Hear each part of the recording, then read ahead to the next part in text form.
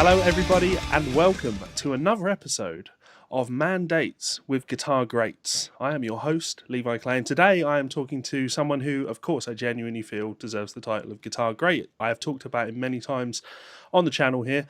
Big influence on myself growing up, read all of his works, someone that I'm constantly encouraging people to go and check out the literature of. So it's an absolute pleasure. It was more than a pleasure when Les reached out to me and said, hey, I saw the review of my book. Thanks so much for checking it out, and thanks for the kind words. I'd love to hook up sometime and we can talk. You know, it's like one of those beautiful moments where you're a bit starstruck. So yeah, I would like to say hello and welcome to Mr. Les Wise. How's it going, buddy? Just fine. Thank you very much, man. It's great to be here. Yeah. And yeah, you're a legend in your own right. All the stuff. I mean, what a catalog of stuff and every style. It's amazing, you know. Yeah, well, you must know better than anyone that in order to make a living in this industry, you need to be able to do whatever's required of you, right? Right. So, Oh, absolutely. yeah, I always thought that there was no point sort of focusing on being a metal guy or being being a blues guy, because what if somebody wants me to play some jazz or some country? Like you've got to have chops. You've got to be able to get by. But anyway, enough about me. Let's talk about you. We're here to talk. Yeah. People know enough about me. People. I think it's probably fair to say that many of the people that listen to my YouTube channel, follow my YouTube channel, won't be overly familiar with you and your work, because you are a legend of the industry. You've been in the industry for, well, how long have you been working now? A long time, decades and decades. You know, I started at GIT started in Hollywood, and I started teaching there in 1979. Yep. So yeah, it's been around for a while. Yeah. I was going to say that you predate the internet in terms of education, but I would go as far as saying you predate the popularization of tablature, right?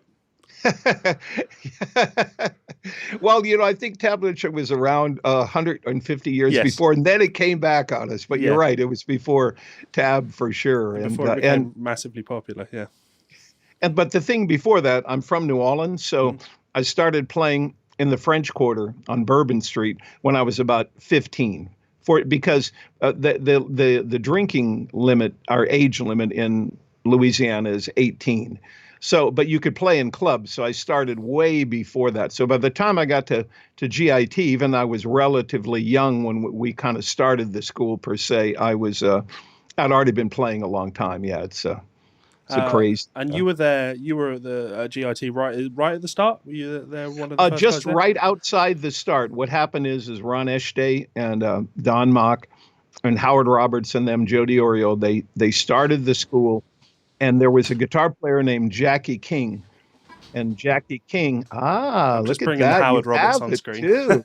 Wow, what a great axe, too. Yeah. But right after that, it was like, they were actually in 77, but it was 78. I did workshops there. And then 79, I started permanently with the teachers. And it was crazy because in that 79, the very first class I taught, because the school really only had like 20 people in it, right? Yep. So this class went up to about 60 people, and that was Jennifer Batten, Steve Travato, Jamie Finley, just before that, Keith Wyatt and Howard Alden. So it was like, it's just silly. How it's almost like you're at the start of an industry, like they invented an airplane, and now I'm talking about pilots because they all became, you know. Yeah, of course.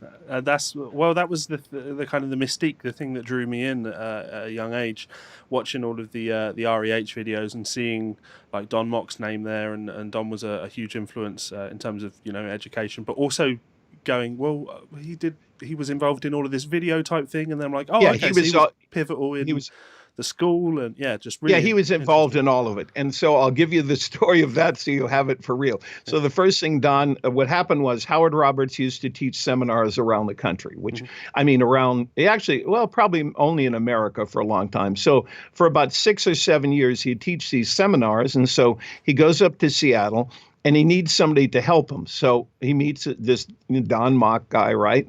So Don started playing would play when Howard Roberts would do seminars. And then after a while, Howard went, well, why don't you come with me? And they would do the Howard Roberts guitar seminars. So that's how that started. But here's where the story gets interesting. So one day, Don Mock tells Howard Roberts, look, why don't you start a brick and mortar school? And so Howard went, oh, interesting. And then Howard completely forgot. A year later, he calls down on the phone, look, we're starting a school in Hollywood called GiT. So he actually invented it. And then here's the other story. Then he has a guitar student named Roger E. Hutchinson. Yep. And so then that's where REH Publications came from. And so Roger decided to do some books.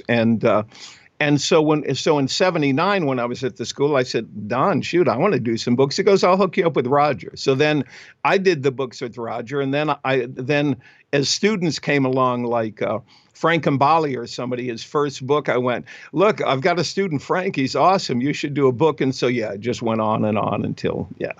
But that's the REH connection. But Don, in a way, invented GiT, Yeah, it's funny. Just absolutely incredible. And I'm hoping, I'm not much of a kind of reach out to people kind of guy, but I have considered many times reaching out to Don and saying, hey, man, I'd love to talk to you because, again, like I say, another big influence. I hold up the... I could make that happen for you for sure. Please do. I hold up the Howard Roberts, but because Howard being a big influence, it was three things, right? Of course, it says Howard Roberts on it. It's a reason to own the guitar. A second reason would be that Brent Mason uses one on his instruction, his he does. His Hot Lips video. He does. But thirdly, Don Mock has one of these on the cover of his Guitar Secrets books. He has a red one of them. It's like the trifecta of influences. You've got to... that's fantastic. And what a great guitar, too. Yes, it's incredible. Cool. Well, I mean, it's a Gibson, so obviously at some point its headstock has come off and been repaired. But, you expect these things. Oh, yeah. Did it really? Oh, my God. Yeah, crazy, absolutely crazy. So, ton of both students that went on to do great things. I always make mention of my personal tutor when I went to university at the Institute of Contemporary Music Performance in London was Ian Scott, who was I know good friends with Frank Gambale and played in Afterburner and helped Frank with that first book. So I would get stories from Ian. And also Ian's a friend of mine. You should tell him hello. Absolutely because when he came to Hollywood, Ian's incredible, man. Yeah, of course. Yeah. Ian's this will probably make you laugh, right? So in the 3 years I studied with Ian Scott, I don't think I ever saw him play guitar once. He would sit there. You're kidding. And wow. He would maybe noodling a little bit here and there, but certainly never. He commanded so much respect from everybody that he didn't need to play. He could instruct, and I would just sit there and ask him stories about the old days and try and get stories about LA and him sort of trying to overstay his visa in America and eventually realizing that he had to run away. Well, yeah, he did eventually. A whole bunch of people did, but yeah, you're right. That's Ian's an incredible player, and God, shoot, there's the best, Yeah, it's just this huge network of people that has gone all over the world. I guess it's probably odd for people to think nowadays. We think of guys like Robin Ford being a hero, an icon of blues and jazz guitar. But he was around all the time, just sort of hanging about. Yeah, he was all the time, and you know what happened? He he had done the stuff with Joni Mitchell and all that, and then also with the San Jose thing, with Yellow Jackets, which wasn't called that in the beginning, right? No, he would come to school all the time, and he got hired. I mean, he'd come to school. Well, first, there was a period of time where he actually worked at the school. A little later on, where he actually worked at the school about 3 days a week. But before that, he'd be at the school all the time, and him and Don would play, and also Jamie Finley. You know him, right? You've seen.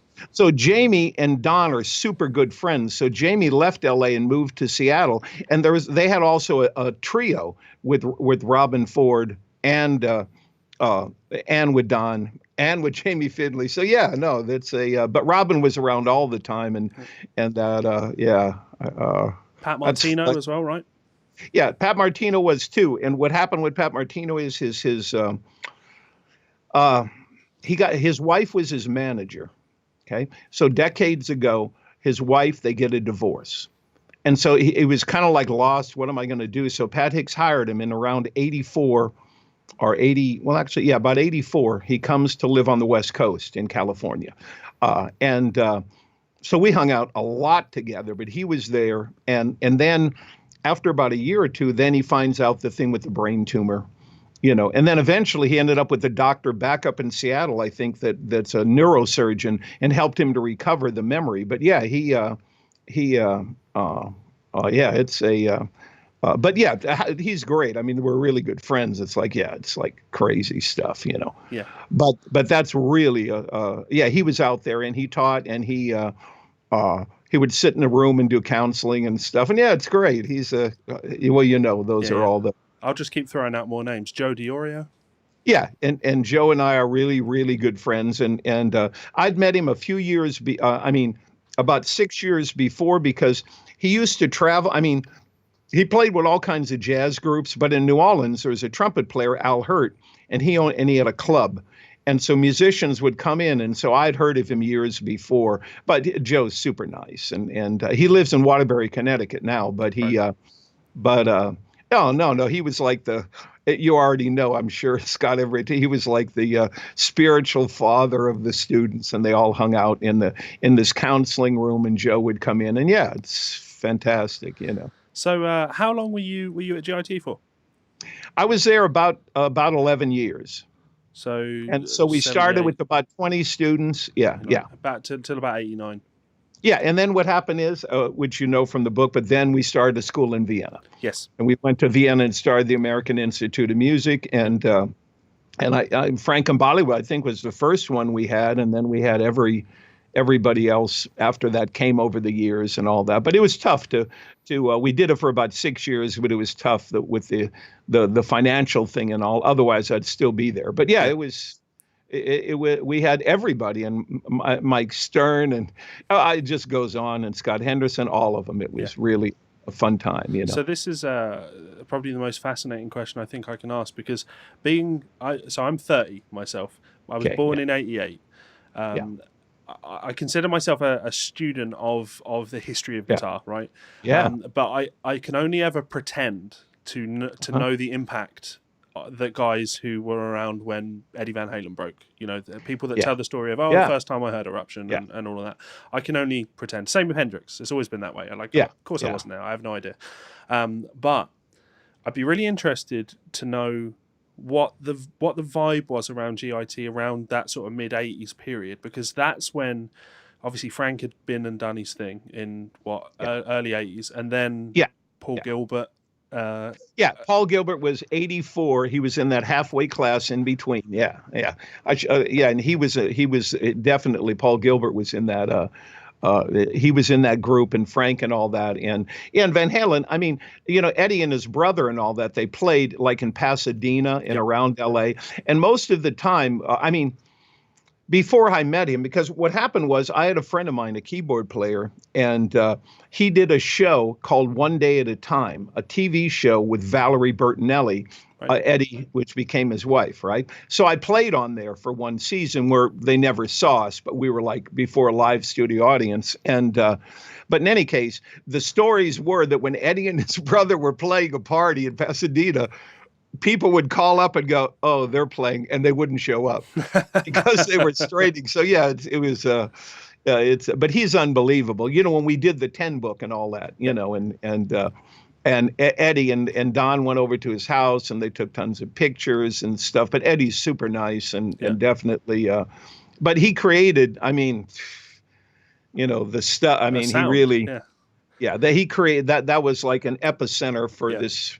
A crazy style of So I guess the question that I'm really getting at is, was there like a noticeable shift? Did you feel, because if you look sort of pre that explosion of the shred guitar thing, you look at all of the guys that were integral to that starting of GIT and the people that were drawn to it, it was jazz, classical, formal education type stuff, and then towards that late 80s thing, it sucked in all of those shredders off of the back of the fact that Paul Gilbert went there. So what was that vibe like around that time? Did you notice a big shift?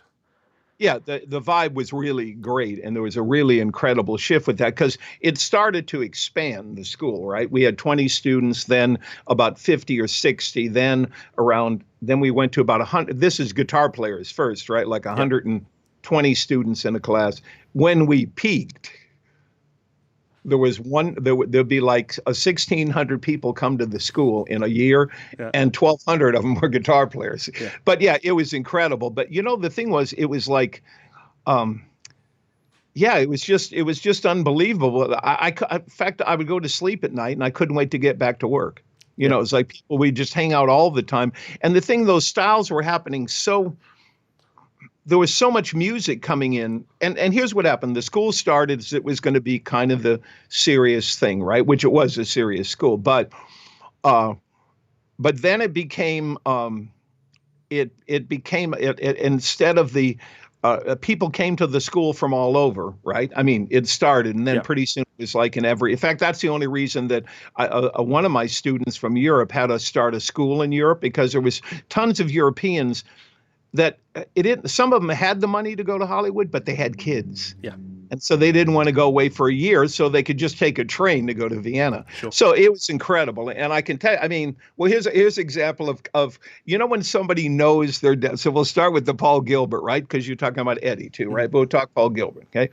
So you know how a person has that kind of inner confidence, like they don't know whether they're going to succeed or not, but they're not going to get in their own way. Sure. Right. And so that was so. But what happened was, I go to lunch with Paul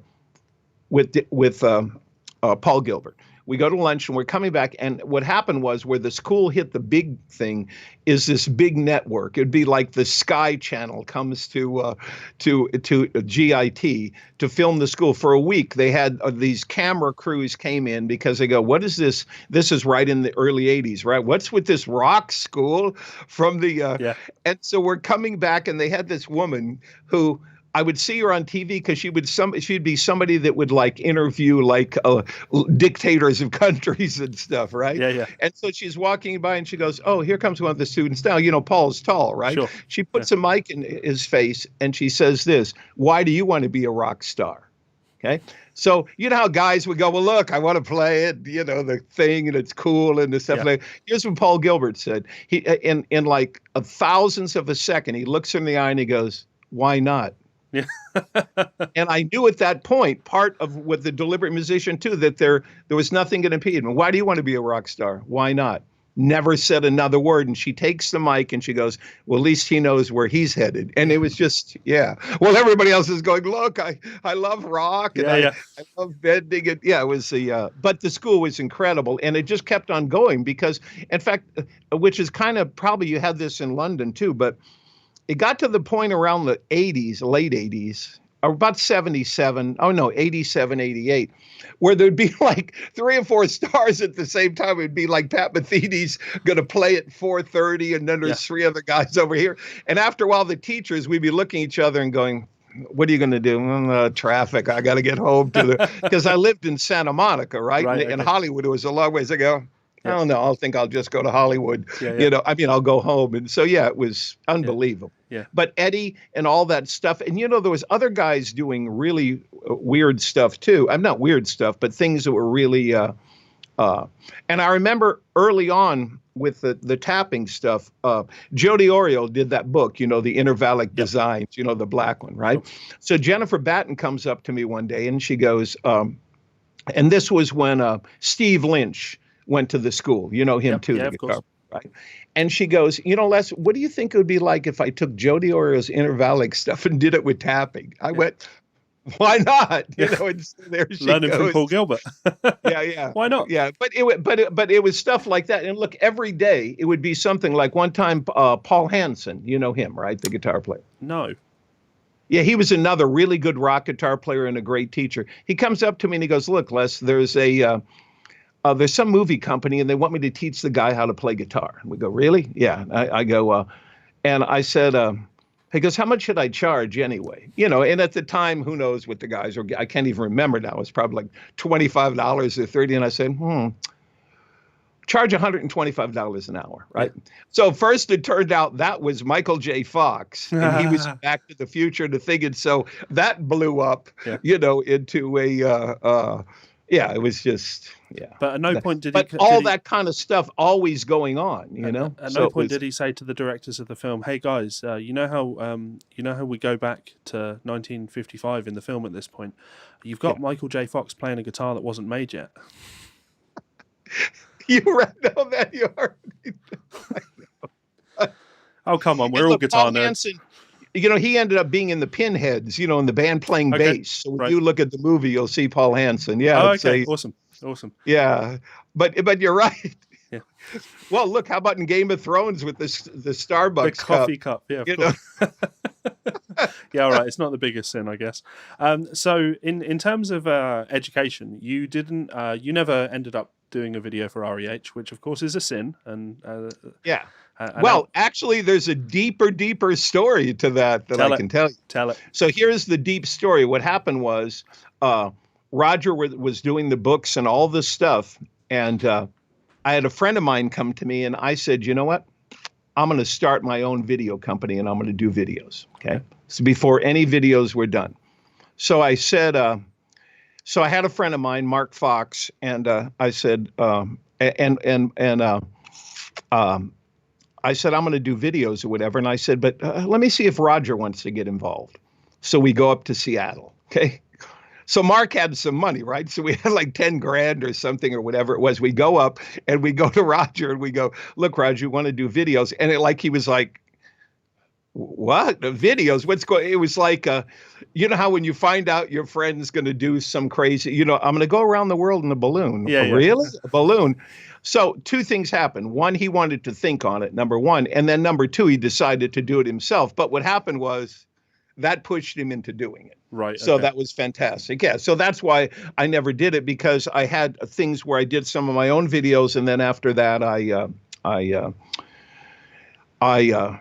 just didn't do it or whatever. And I could look, I mean, as a sidebar, when we had the American Institute of Music, I have about 2,000 sheets of curriculum. I could do like 300 or 400 videos, but I decided to wait and not do them. I'm going to do some now, but even with TrueFire and all that, they want me to do. But I haven't with that. But in answer to your question, yeah, that was how. So, but Roger and I are really close friends. So that part there, that got him. He got like two friends. Oh shit, he's going to do it. So that's how that happened. Yeah. Yeah, that's amusing, and I understand it. Of course, I imagine there's probably a degree of not wanting to step on your friend's toes as well. Oh yeah, absolutely. And look, he and we but he had he was so used to doing this stuff, and he had good distribution. Well, he was really good at that, at getting good distribution, and he had Columbia Pictures, and we had all kinds of and look, if you look at some of the books over the years, Don Mock and all this, first it'll say REH Publications, then it will say REH Columbia Pictures, a Coca-Cola company. When he was distributing to them, they got a Coke symbol. So yeah, it was great. But Roger gave a lot of people, Jennifer and all of them, a shot. And also, he was really close to Robin and Don, and everybody's all super close. So Robin did a bunch of stuff, and that helped to lift the, Yeah, those are, of course, I recommend the Robin 4 ones are great. I feel the unsung one, the greatest one, is the Don Mock one. It really is. The Blues from Rock to Jazz is fantastic. Long out of print. Yeah, he's it's really unbelievable. hard to get hold of. But I do recommend people check that one out. I'm staring at it down on that wall there. There are a couple of ones that I would deem stinkers. I have talked on my YouTube channel about the Jerry Donahue one, which is that's true. 30 minutes absolutely. long. 30 minutes long, and about 8 minutes of that is slow motion footage. Like, that's not the best, but for the most part, those REH videos are a gold mine of information. But enough about the REH stuff, which you didn't do any of. Let's talk about the stuff that you did do. So the Bebop Bible, right? Yeah, this was brought to my attention by Ian Scott. During his reading lessons, he would always make reference to other great reading materials. And of course, the original publication of the Bebop Bible for all instruments, no tablature, right? So we didn't. No one did tab. Yeah, exactly. So 4 times as much material as the one that would come later with tab. So a great resource for reading. What's the story behind that book then? Well, what happened is that when you build a language or vocabulary, right, just like you do with when I play blues or whatever style, right, we learn patterns and shapes or whatever. And so what happened was I wanted to do something for where I took lines from all kinds of other musicians and hardly any from any guitar players, right? That, and also have some kind of system in the beginning where you knew where the lines were going. That means that you saw in the book because you've been through it, but where the 5 chord resolves to a 5th or a 3rd of a major chord or the other. And look, a lot of times, it isn't that you necessarily even, like, say, the 2 chord, right? The D minor 7th chord, it starts on the 5th or the 6th or the 7th or 3rd or wherever it is. So it was a place that when you come to land on that, you know where this next line starts, and then you can then play to the other lines. And what happens is, but because there was other material I would have added later on, because, when you're playing with forward motion, a lot of times jazz players play into something. And so beats 1 and 3 are actually where you land. So if a minor chord starts on the flatted 3rd, then you play notes leading into it. Yep. But in any case, I did that, and I wanted it for all instruments. So that's what we did for that. Even though now that we named it the Bible, in these times, it might not have been the most appropriate. But back then, I had a question on exactly that, right? So, of course, I know that book is the Bebop Bible, but when you look at The Deliberate Musician and you read your biography in the back, I notice any reference to that book doesn't include the word Bible. It says, what does it say? Bebop licks for piano, bebop licks for B flat instrument. Yeah. So, well, and here's what happened. Now, here's an interesting thing. Hal Leonard, being as creative as they are, one day I got a royalty, because I get royalty checks for decades and decades. So I get a royalty check and I go, wow, that's a lot of. That royalty check really increased, right? So what happened was they did it for piano, and they did it for alto saxophone and for tenor. So first I look at the piano guy for the thing, and then they did the others, and I came to him and I go, well, thanks, those royalties really went up. And they go, well, we did the best we can, but they reinvented the book and they renamed it. Even the guitar, even the older version isn't me playing that guitar on the thing, and and Inner Jazz, they moved off too. That was a whole different, but that's what I did. I did it so there'd be a vocabulary of lines, but there was some point to it that you could connect one line to the other. Yep. But the main thing with the book is sometimes people start taking everything literally, and they go, well, you shouldn't land here and you shouldn't start here, even though resolution-wise they're totally correct. But of course, but at the time it was done where these lines can be moved and played, and there's more to it than that. And secondly, then somebody goes, well, why are you playing? Because look, the real way to ingrain the jazz language is you have these vocabulary books, right? But you really learn something with your ears, and you don't write it down until you've mastered it in 12 keys. Let's say you learn 10 phrases, and then you put them to use, and then you write them down. So, guys are going crazy going, well, back when the Dead Sea Scrolls were found, there were, and it's like, just relax with it. There are notes that you can access, and it is good for reading. In fact, it's interesting because in relation to the book, when we went to Vienna, a guy comes from Croatia, and he was coming through Vienna. He goes, "Hi, I'm a violin player." He said, "I really like the book," and he had the whole book down. It's like, yeah, and he's playing the book in front of us. I go, "Yeah, here's page 36." Yeah. So yeah, it's funny. But in answer to your question, yeah, that's what I did as a start. Now, Inner Jazz is something different. And leading into that, because that has to do with tension and resolution. Sure. And here's the key is, and a simple thing, whether it's in the book, you read it or heard me talk about it, but a simple thing is if you take a backing track and you solo all the correct changes, right? Yep.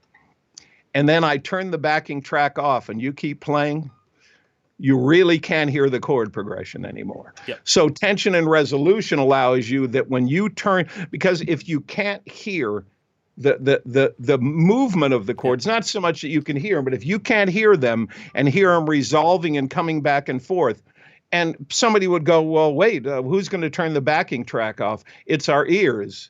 We can only do one thing at a time.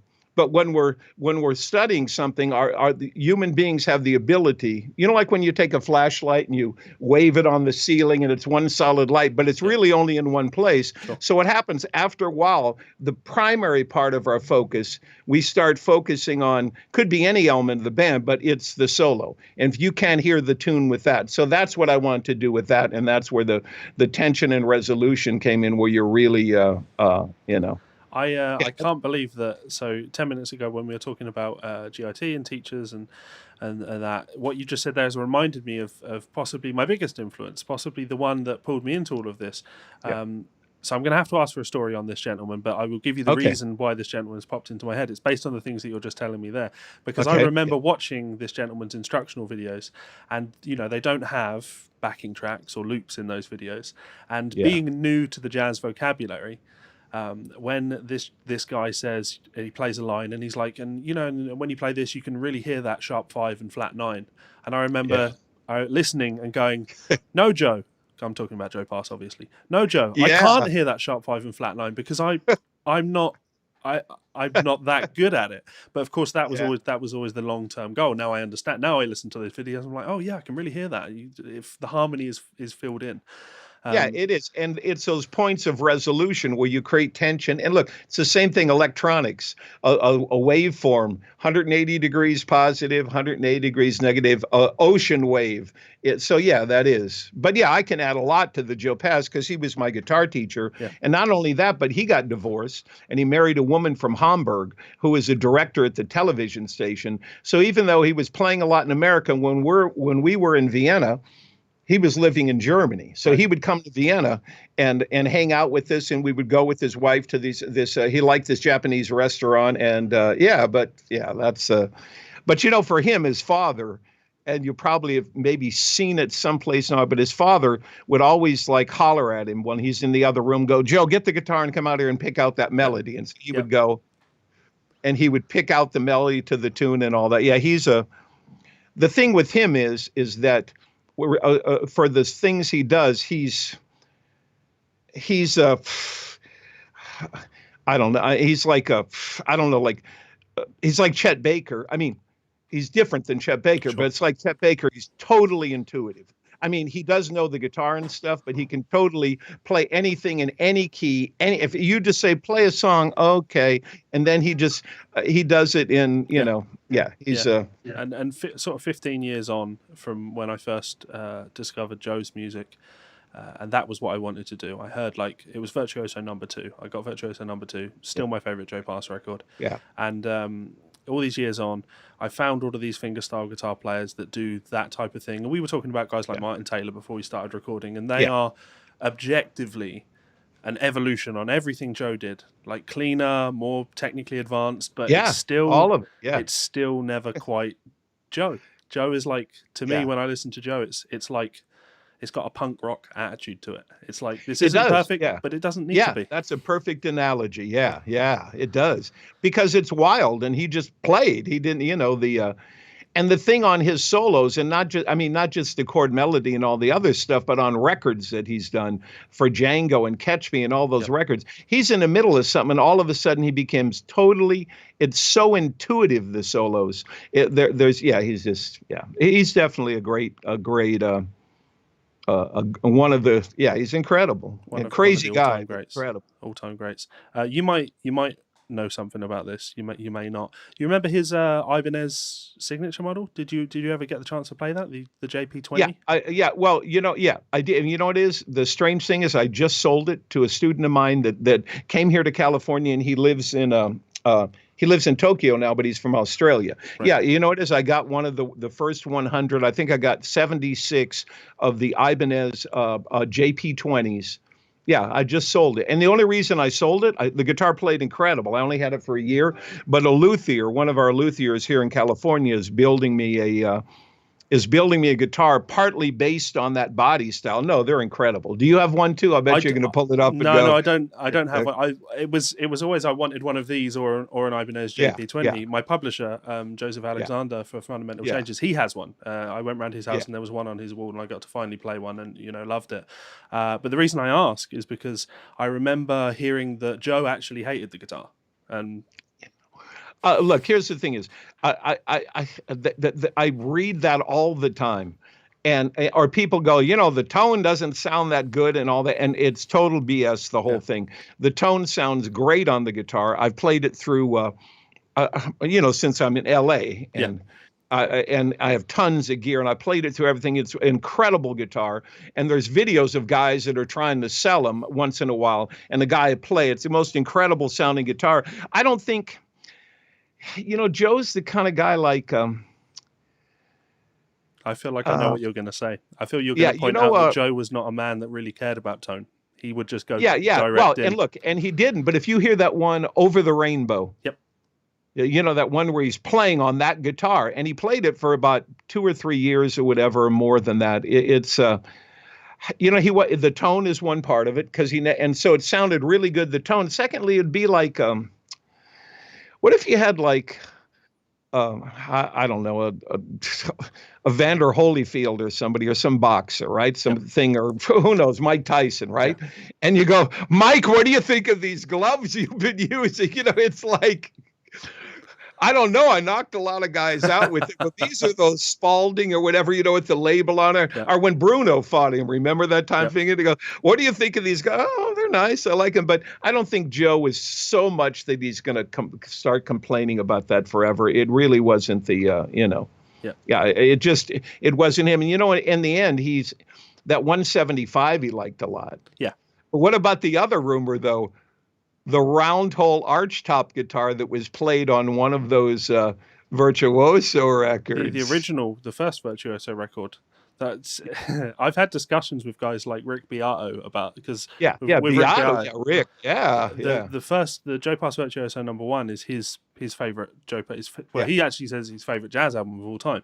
And I enjoy Virtuoso #1, but I can't get over how poorly recorded it is, because. Well, let's put it this way. If you were doing this, you're a recording engineer, and you go, okay, let's listen to this album.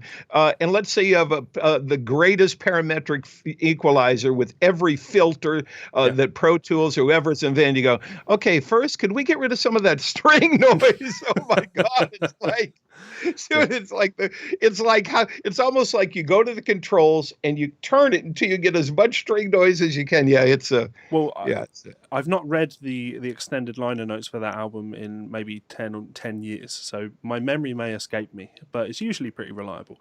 I'm sure I remember reading in there that it said that in the mix of that, something went wrong with the amplifier recording, so all they had left were the actual microphone on the guitar recordings.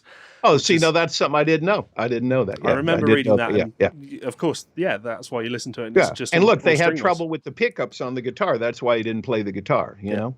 Yeah, and so it's but see what I'm saying with the boxing gloves? So let's just say he did have the round guitar, and they go, Joe, look, we don't have the guitar. You're going to have to play on this. Oh, fine. Put the gloves on, then he knocks somebody out with it. Yeah, it's I have.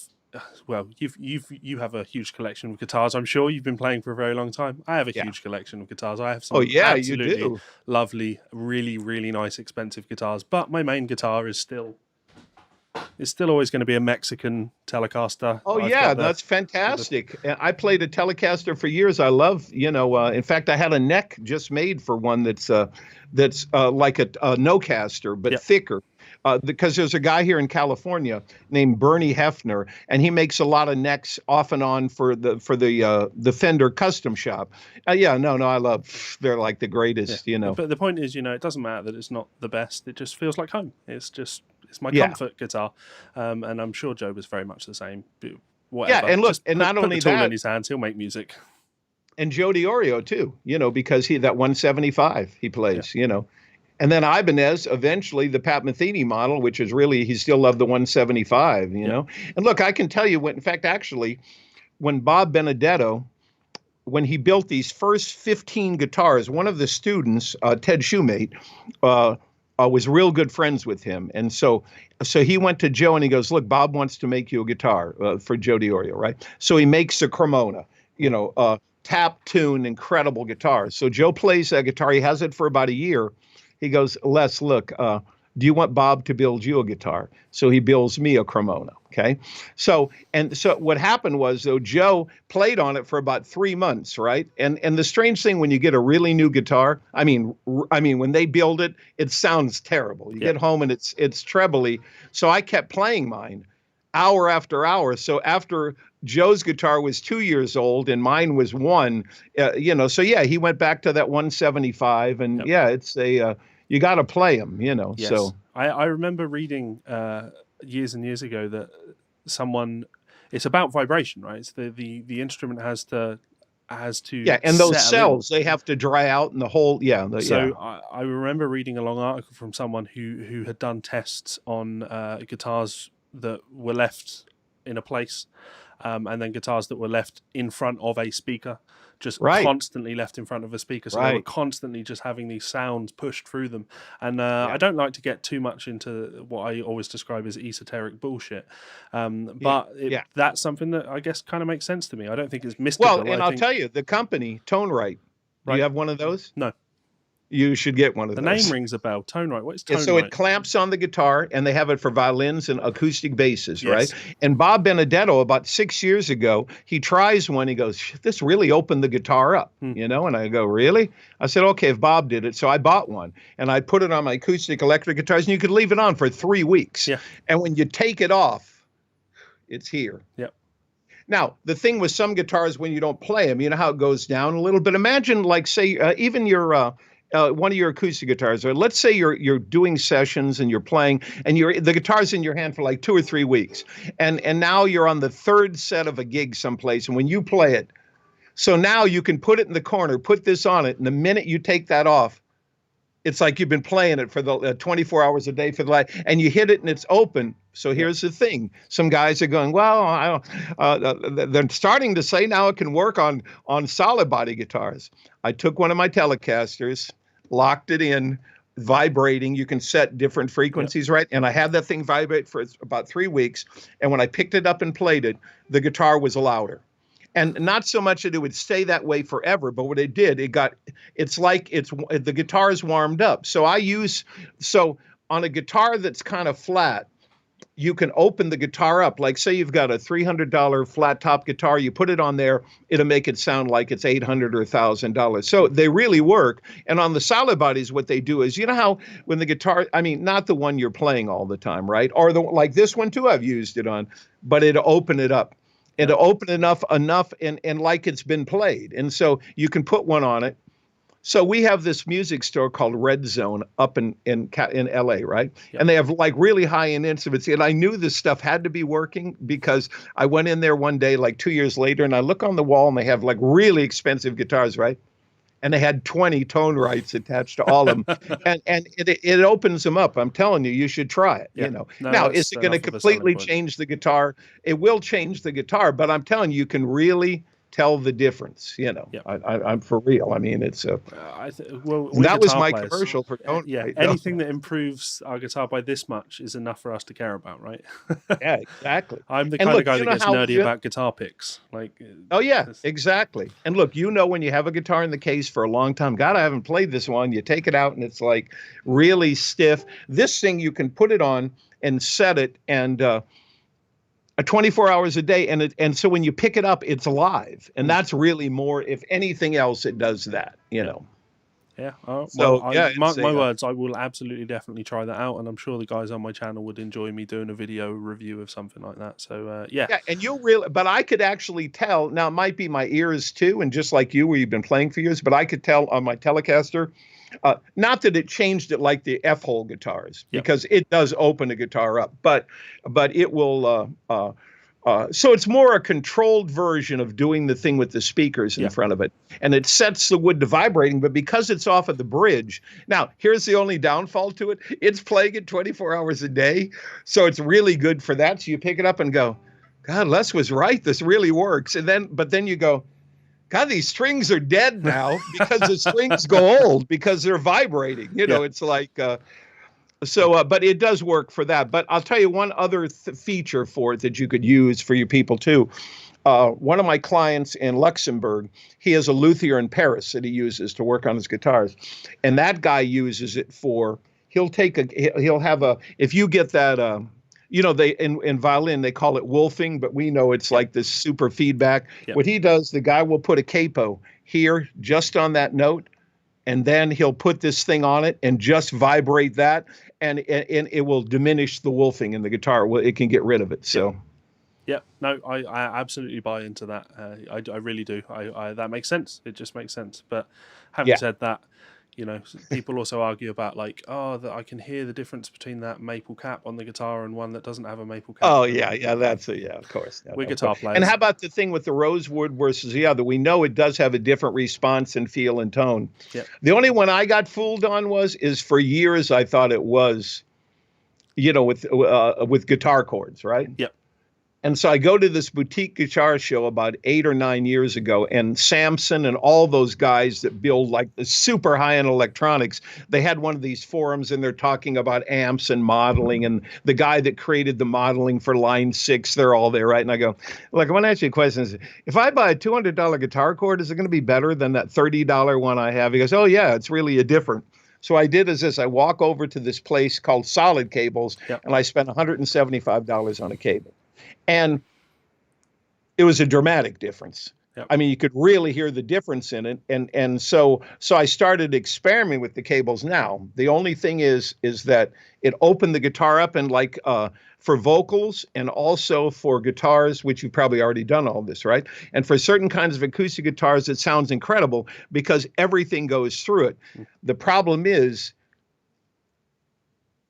some of the chords that we've had over the years, they are choking a little bit, right? Depending on the resistance and the other. So that choking is kind of our tone. So I did learn that you might prefer another guitar cable. You don't want that all the time. So what happened is I did this over a 6-month period. I bought about 25 cables, and I actually have developed my ears to where I can hear the difference between the other cable, but it doesn't make it bad. You can have a $40 cable that sounds incredible, and then I go, here's the 110. I go, oh my God, it's terrible. Yeah. So yeah, it's a The craziest thing I ever heard on that front was I had a friend when I was at university who was absolutely convinced that you should only ever use your cable in one direction. One end was for in and one end was for out, and it was because over the lifetime of the cable, it would become in sync with itself, with the signal only traveling in one direction, and you couldn't talk him out of it. He was just absolutely convinced of it. Oh my God, yeah, and there's a bunch of that kind of stuff that's really beyond the part of the. But I did learn, and that some of it, you plug in the cord and it doesn't, it's you can hear the difference. You go, God, it's wide open. I can hear everything, but you don't always want to hear everything because you really want you want some of the. In fact, I'll have to send you a list. There was a guy once that measured that to find the cables that had like the top 10 or 15 cables that had that sweet spot, with the resistance. And yeah, it's all. Yeah. Okay. It gets crazy, Let's talk deliberate musician then. Seeing as this is, I mean, I say deliberate musician being like your big thing. This is your baby, right? You and Linda, your wife Linda, wrote this. This is the last proper, like, when I'm trying to work out how I put this. When I say to you, what do you want people to go and check out? I would imagine you will say the deliberate musician. Yeah, is that? Yeah, well, the thing is, it's this, and you've got into it some, but the thing is, it was basically, I got tired of musicians. When you go up to somebody, which the book actually describes in the beginning, where you go up to somebody and go, God, you sound great. And then for 10 minutes, the guy's telling me the strings are no good, the valves in the tube, he didn't bias them, and, it goes on and on. And so, so that was it. And for years, part of the thing where I was it was strange because being from New Orleans, I studied with these composers in New Orleans where I could write orchestral music and knew every possible thing about music, by the time I got to GiT and all this stuff and know all these techniques, and it goes on and on. But it was always the psychology of it, a guy that was there. And look, there's still some guys, I'm not even going to mention their name because this will go public, but there's still guys I know from GiT that were monsters, and they are just, because they always thought they couldn't play. Oh, I can't play that well. Oh no, I can't do this. Yeah, it was. It's so sad. Guys that were destroyed by their own I keep wanting to say their own Yeah. inner game because I'm thinking of mentioning the inner game of music, which is Oh, another it's one of the fantastic. The inner games. Yeah. Then we throw in Kenny Warner and the fear of the. yeah. But the would you describe it as a self-help book for musicians? Yeah, well, this is more practical, like because it what it does, it gets you to focus on an outcome. Yep. So when you read it, let's say you say, "Oh, music teacher," right? And you go, "Oh, I want more students," right? So people say that, right? Or Of whatever course. you're doing. I want more gigs. I want. Yeah. Okay, first thing you've already noticed living on Earth, if we're going to go quantum physics and metaphysical stuff, right? And I've had that with my wife or anything. I'll ask for something and it comes true. And I go, oh, but shit, I didn't really want it that way. She goes, you have to be more specific. You can't just go. So in there, in a way, it sets your intent to start looking for the specifics. So look, let's just say with teaching, right? I want students that pay me, and I want students that are focused and really need my help, Yep. not timekeepers. I want gigs where I really get enjoyment out of it, not where the audience is looking the other way. And so really, when you read through all those checklists and stuff, whether it's vocals or whatever, it's all about the mental focusing. And when you focus on something, it's not that something instantly appears in your life, but you know how when you lose something, like say your brother loses a red scarf, Right. and you go in the backyard and you start looking for the red scarf, and now you see everything that's red, even though before that you didn't. And so basically that's the point, is once we set our intention on something, then it's definitely so basically that's what it's all about. So it uses all the practical things where people like reprogram themselves. But the reprogramming part comes in when we substitute one thing for another. Instead of saying, I can't play, I'm no good, you don't say anything. Mm-hmm. You sound awesome. Thanks. You see, like you don't, and just that alone is painful, because I know decades and decades ago, a friend of mine told that to me. Just say thank you.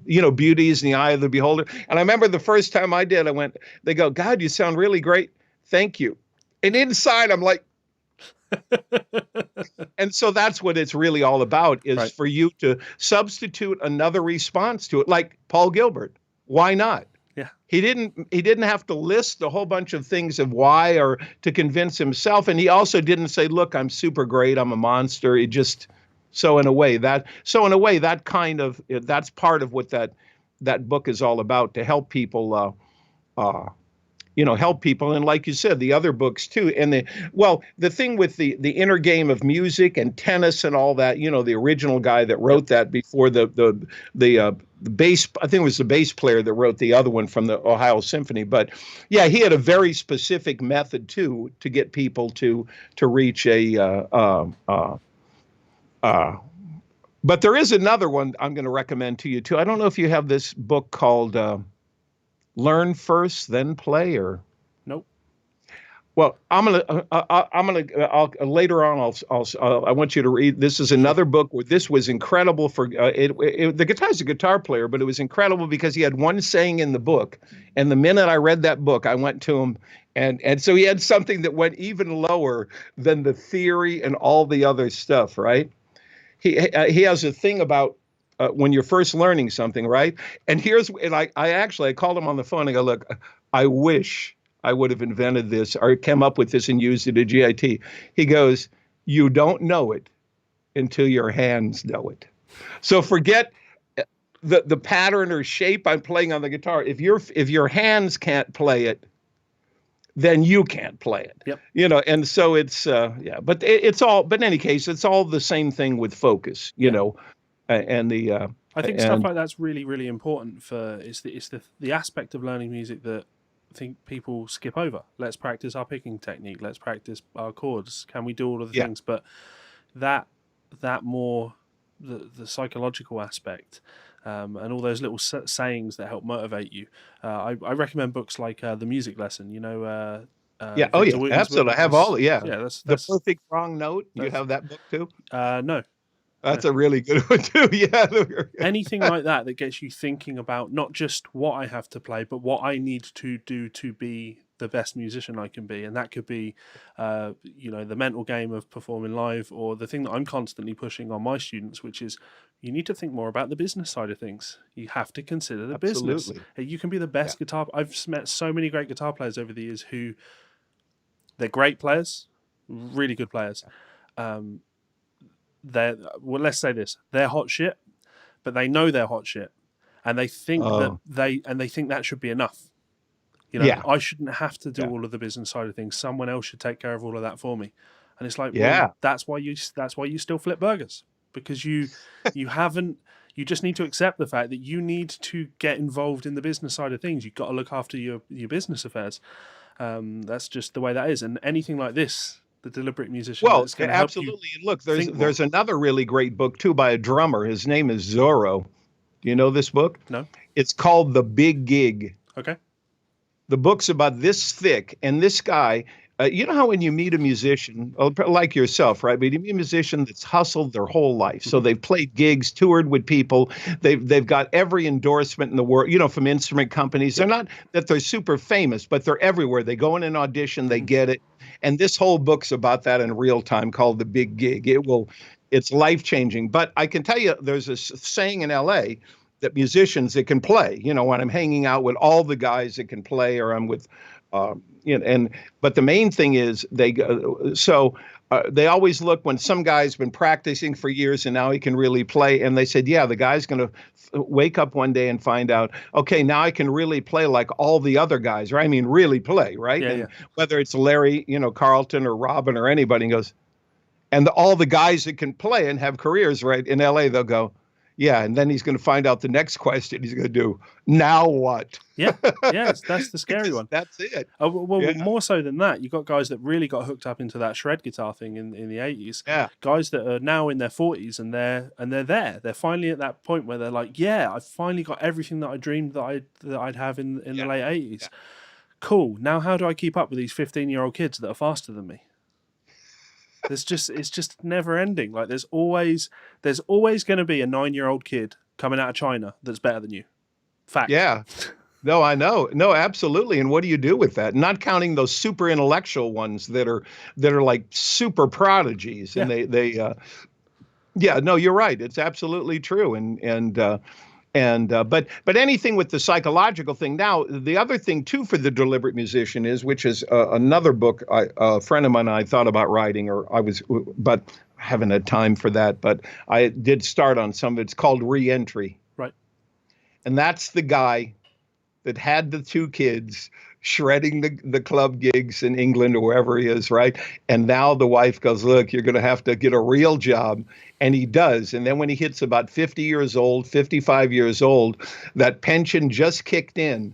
And they're calling, that's who people I coach. They land in a parachute. Les, I'm back, man. Yeah. I want to start where I did before. What do I do? And so that's the whole, with a different mindset. Yeah, I was building highways for the last 25 years as a supervisor, and they retire early, which is lucky too. Yeah, and you go, I'm ready. I can buy all the gear I want. And that's the, where's the place for them, Yeah.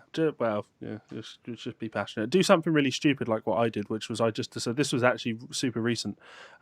Just I got a neck tattoo. Oh yeah, look at that. That's cool. I can't ever get a real job with a neck tattoo. That's committing to the. That's good. So you got locked into. That's very good. I have like to that. do this now. Like that's excellent now. Yeah. Well, and actually now but that was cool. Yeah, you locked yourself into the bridge to you closed the bridge on the. If my wife tells me, Levi, you need to get a real job. Like you need to get a real job. I'll turn around and go, but then who's going to make all the money? Someone's got to make the money. So this works. Let's music's awesome. Commit to it. Like love it. Be passionate about it. and Yeah. don't sit Yeah. in front of your metronome for 30 years and then hope that when you've completed the metronome game, you're like, that's it, cool, now here come the gigs. Yeah, no, absolutely with it. Well, and the thing too, with the music, but and just like styles of music, if somebody goes, oh, what about blues? I mean, I was lucky because with playing rock and blues and all that when I grew up, by the time I played jazz, but jazz, just like all the other stuff, they're ways of life. Yeah. So when you go to play, it's one thing playing some jazz, but if you go to play jazz or blues or whatever, Sure. then there's that period of time where you're just kind of living that. Yep. You're hanging with guys that do that. You're playing that, you're thinking that, and you're doing the,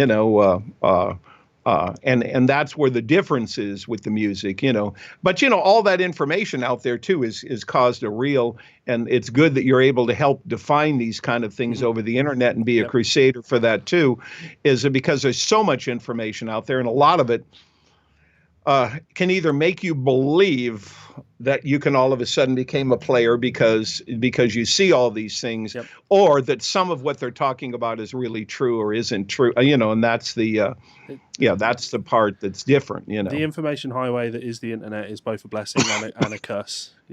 I grew up without the internet, therefore I wasn't exposed to bad internet guitar teachers that had learnt, modes by learning Paul Gilbert 3-note per string patterns. No one ever said to me, so play the Mixolydian shape. What do you mean Mixolydian shape? There's no Mixolydian shape.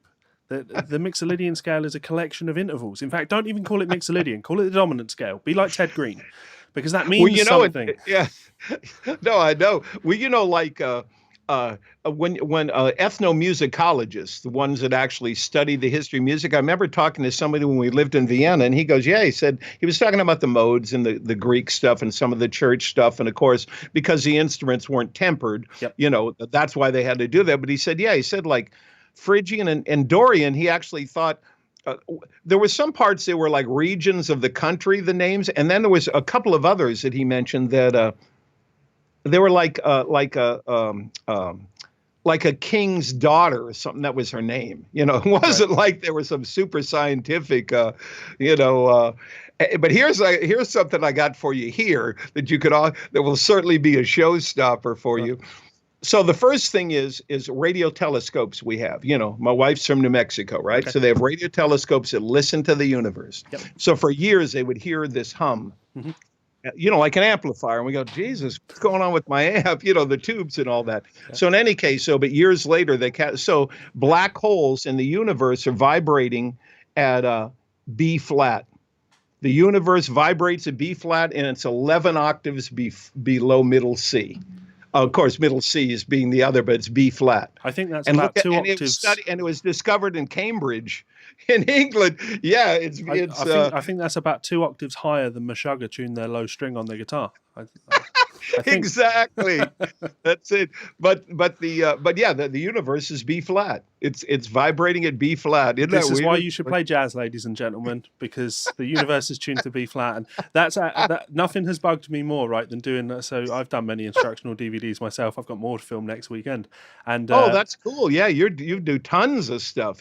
How do you even pick what you're going to do? You have so many things you can. You wait till someone asks you to do something, and you go, "Yeah, I can do that." When I did my first one, I did Easy Blues Fusion, and all the backing tracks I wrote were in B flat because, of course, they're in B flat. Like, these are designed to be played with like horn players, and all the other teachers there were like, "Why don't you just do it in A, man? It'd just be so much easier for the audience, for the people watching it." And I'm like, because B flat. Like, of course it's in B flat. Do it in A because it'll be easier. No. You know what will be really hard for these students? Learning everything in A, then going out into the real world, having to play things in B flat and going, I don't know how to do that. B flat. It's the note of the universe.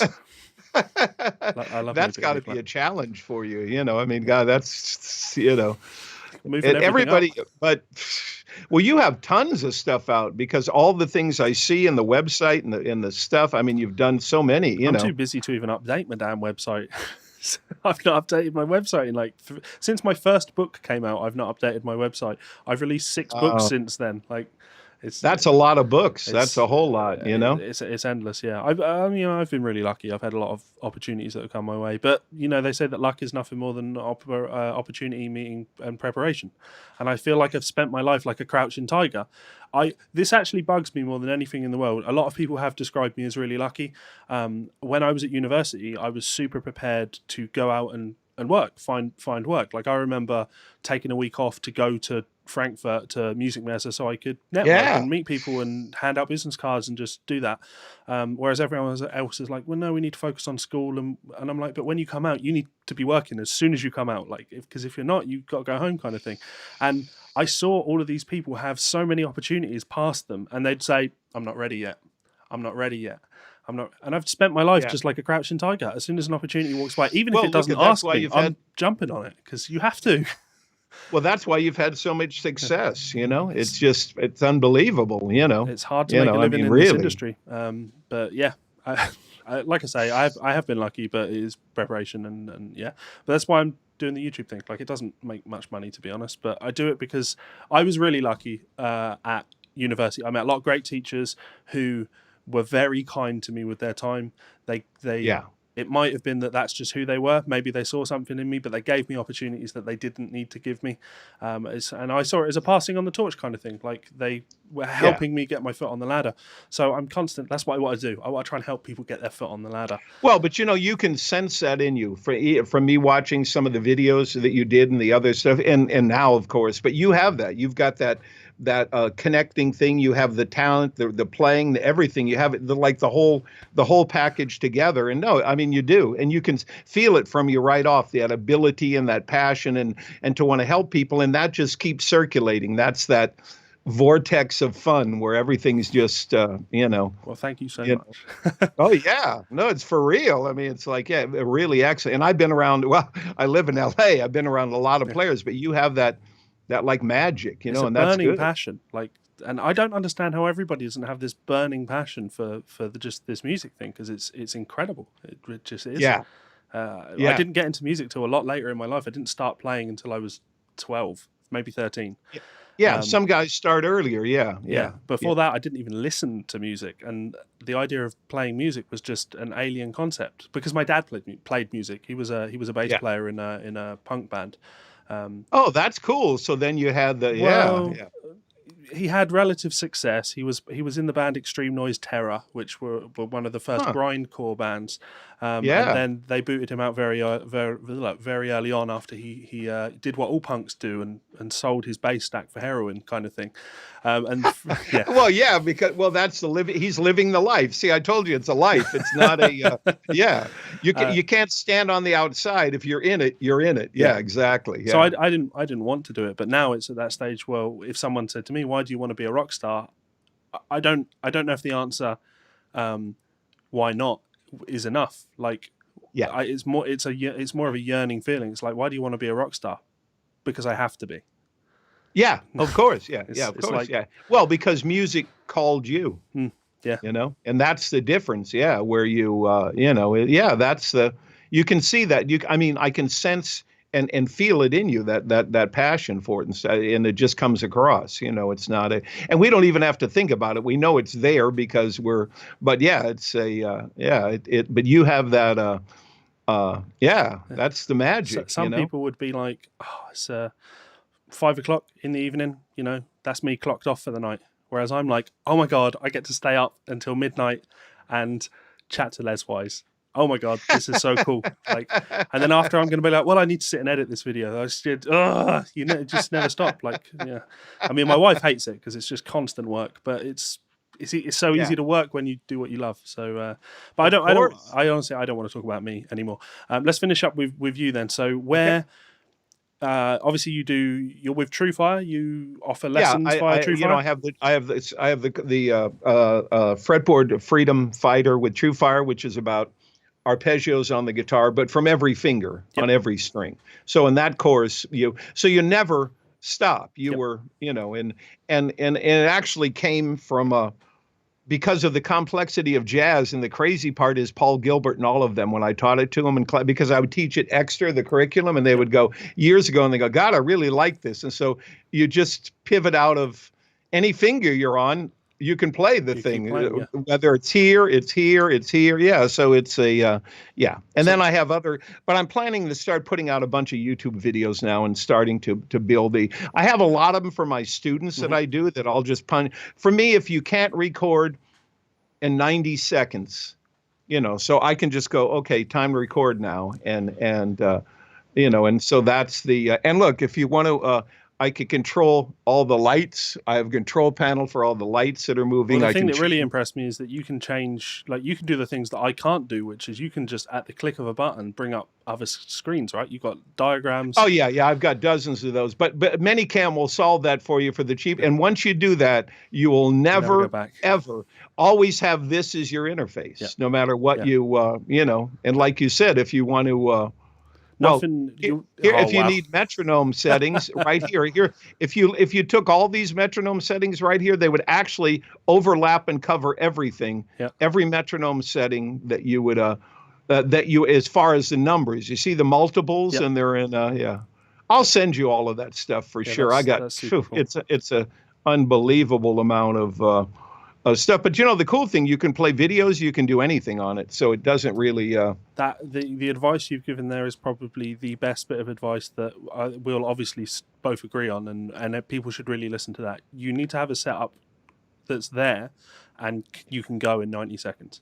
Like my videos, anyone that watches my videos, there are great YouTubers out there that make incredible videos. Rick Beato, Adam Neely, these guys make amazing videos. Well, Rick's like doing something else. Just I'm trying to figure out where he gets those files from that he can completely isolate a track. He gets them from the original artists. Recording. Yeah, he's that big a deal on YouTube now that he can just reach out to these artists. And they're like, yeah, I'd love to be on the channel. But I know how much time goes into like Adam Neely editing his videos.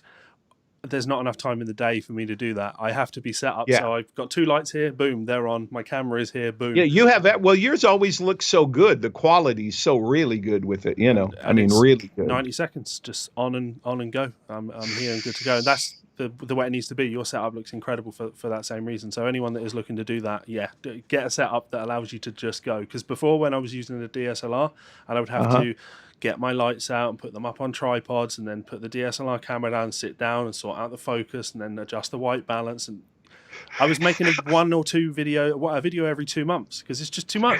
Look, when I did the TrueFire video like 5 years ago, so I had a video studio in the other room with the camera. I have a teleprompter, that we could use for my wife for things, for the deliberate musician. I have a teleprompter. Then I had a VariZoom that I can control from my hand to zoom in and change angles. Then I needed a backdrop because our place is small, so I had a thick backdrop that actually had a light in the middle so I could do those like Apple type commercials and the soft lights. Oh my God, what a ton of, and then, well, and Vegas Pro, that was a long time for fooling with that until you get it down, Yeah. It takes time, though, for all that. It's an art. And in the end, it's sometimes too much. You know how you see stuff that's too overproduced, Yeah. Especially with the titling and all. And we had stuff for Deliberate Musician where I'm using like HBO, where the thing pops and it's whatever. On the one hand, I look at those overproduced videos and there's a bit of jealousy. There's like, I wish I could do stuff like that for my videos. But on the other hand, I'm like, I'm so relieved that I don't know how to do that because the amount of time that I would spend doing stuff like that, it would just be too much. So do you only teach, you teach privately? I assume you teach privately outside of TrueFire. I know you can book lessons with you via TrueFire, but do you do lessons outside of TrueFire? Yeah, no, I do it. I actually have clients, and actually I'm more like a musical coach, So even though I'm teaching lessons, so I have a lot of students that are professional musicians that are all over the world. They're in Tokyo and Australia and Germany and Luxembourg and Italy and in New York, and some will be professional musicians or one that are in other professions that can play really well. And so what I do is I'm their coach. Yep. And I coach them, and usually the lessons are also longer. They're like 2 hours long. And I have one guy from Germany who's an orthodontist that can really play, really good player too. He's one time he was studying with me 3 times a week. Wow. That's So that was dedication. like 6 hours a week, and so now it's down to 4 hours a week. But incredible, great player, and a really nice guy. But yeah, so I coach, and I help them and guide them in every aspect of it. And I have a lot of have a lot of in-house curriculum and stuff, and hundreds of sheets of stuff. And I'll send you some of this stuff. But definitely, yeah, I have all of that, and then I can bring up multiple screens, and then I'll send it to them. Or what I can do is wait a second, and then I can say I'll make a video, and then I'll change to other cameras close up on the neck, and I'll do all Yeah. of that. And yeah, it's a. So But that's what I do, and some of them have been with me. I don't know, 5 years, wow. 4 or 5 years. But I haven't done where I go out and like advertise, like say, open the YouTube channel up and say, I do say I teach Skype, but no one ever really understands what that is. I mean, they do because you teach it, Yep. but the real part of it, yeah, it's a. So I do that. I'm gonna say something that's gonna make you like laugh, because you're what you're essentially saying is that you don't make a point of advertising it, right? Yeah. And I like that. I'm the same. Like, I teach on Skype, Yeah. but I want people to come to me and say, "Do you teach on Skype?" Because I don't want to fill my time teaching on Skype. So Yeah. how can people reach out to you and get lessons with you? Well, they can through jazz.vet, jazz.vet@verizon.net, or Lwise at the Deliberate Musician. Yeah. Okay, cool. And I can definitely, well, I've had I can help anybody, Yeah. but I definitely can help them in multiple areas. And that's what people really want. And yeah, it's like one of those, but that's what I do. And I do that. And of course, I live in LA, and all my other friends and all, yeah, the LA guys, it's the same simple thing. It's funny because one of the guys, Danny Gilbert, that teaches at MI, he was in that 1979 class with Jennifer Batten and them. Right. And so he just finished teaching. We just had a thing with him and Frank Gambale and all of us. You'll see it on Facebook. He had just finished teaching 40 years at MI. He came as a student, and he just stayed for the whole thing. So that was like the craziest thing in the world for us to be sitting there with all the guys, and yeah, 40 years, that's scary, Yeah. Yeah, time absolutely flies. And time has flown on this conversation, so I'm going to tie this up now and say a huge thank you, Les. Thank you very much for your time. I really do appreciate it. I'm sure everyone that has watched this has enjoyed it too. And I'm relatively confident that people will have watched this all the way through, because you've got so many stories to tell, and I'm sure you've got so many more. I just want to say a huge thank you to these people over here. I've got my screen up now where I'm saying thank you to my patrons, supporters over on patreon.com. You make videos like this happen, guys, so thank you very much. And you do good things. You allow me to spend more time making videos and less time having to transcribe and teach and do all of the other things. So you are good people. And again, repeating that, thank you so much for your time, Les. Have you got any closing messages for people? Any advice that you would like to give them? Probably the only thing I can say is that as I've enjoyed myself, and it's been an honor for you to have even asked me to do this. So I'm very appreciative.